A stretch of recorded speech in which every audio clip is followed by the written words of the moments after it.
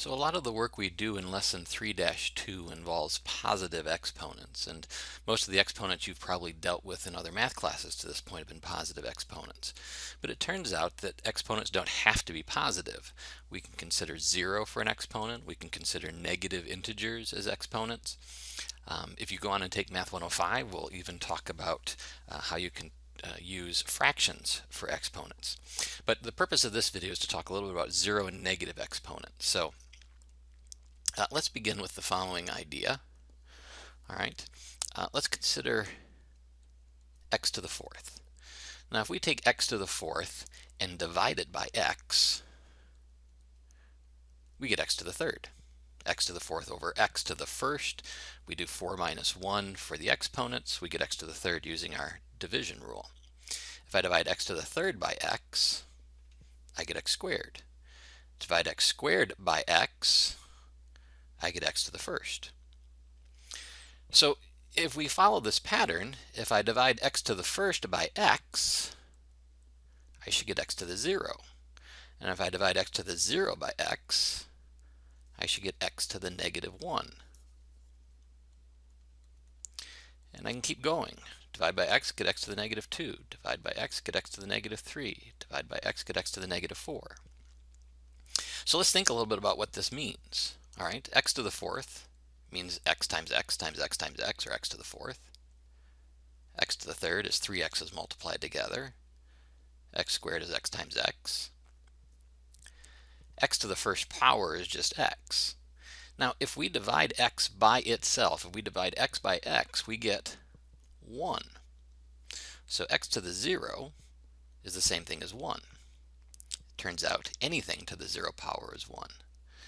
If we divide 1 by x, we get 1 over x. That's the same thing as x to the negative 1. If we divide 1 over x by x, we get 1 over x squared. That's the same thing as x to the negative 2. If we continue dividing by x, we'll get 1 over x to the third. That's the same thing as x to the negative 3. Then we'll get 1 over x to the positive 4. That's the same thing as x to the negative 4. So this is how things extend into the world of negative exponents. Let's take a look at the idea of the 0 exponent first. So switch colors here for a moment. Essentially what I can do is I can say that anything to the 0 power is equal to 1. So 2 to the 0 power is equal to 1. Negative 2 to the 0 power, we have to be a little bit careful. The 0 power is acting on the 2. 2 to the 0 is 1. But then we take the opposite of that answer. So we end up with negative 1. So you have to be very careful about what exponents act on. If we wrote that a little bit differently and put the negative 2 in parentheses to the 0 power, then the 0 is acting on everything inside the parentheses. We get 1. So be especially careful with the 0 exponent around negatives, and you need to decide whether the 0 is acting on the negative, in which case we get positive 1, or if it's not acting on the negative, in this case we get negative 1. For the negative exponents, let's consider a kind of a rule or two here first. All right. So if we look at what we have above, we could write that in general, x to the negative n power is the same thing as 1 over x to the positive n power. Essentially what we're doing is we're saying that we have x to the negative n over 1 in a numerator, that we can flip that fraction, and when we flip it, it changes the sign on the exponent to positive. And that's really what a negative exponent is talking about. It's talking about the idea of reciprocals. It's a little bit easier for us generally if we think of it as just simply shifting something across the fraction bar. Notice that when we move the x to the negative n across the fraction bar to the bottom, the sign of the exponent changes. And this works whether you're moving from bottom to top or from top to bottom. If nothing's left in a numerator or denominator, there's really a 1 left there. There's always going to be at least a 1 left whenever we do this. This also works if we flip it upside down. If we say we have 1 over x to the negative n, Then if we move the variable with the negative exponent, x to the negative n, across the fraction bar to the top, we get x to the positive n. We get a 1 in the bottom. We could write that as just x to the n.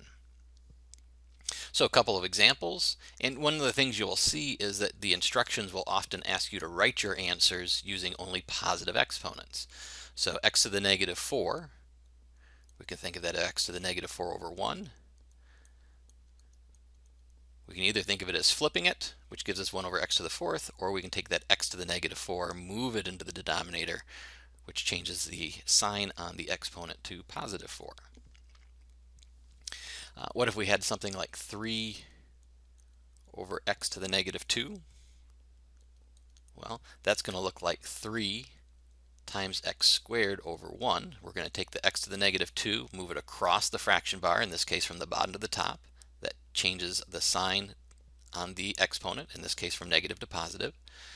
And then if we want, we could write that as just 3x squared. Last example here, if we have 3x to the negative 3 over 4y to the negative 2, we can rewrite that as 3 over 4 first. Notice that the negative exponents are not acting on the coefficients. They're acting on the variables only. Therefore, the variables don't move. The 3 stays in the top, the 4 stays in the top. The x to the negative 3, though, to make its exponent positive, has to shift into the denominator, x to the positive 3. The y to the negative 2 has to shift to the numerator. We get y to the positive 2, and there we've rewritten that expression using only positive exponents. Be very careful about what moves. In the same way that when we looked at 0 as an exponent, we had to be worried about what the 0 is acting on, we also have to be worried about exactly what is a negative exponent acting on, and that's all that we want to move to the other side of the fraction bar. Other things will stay in place.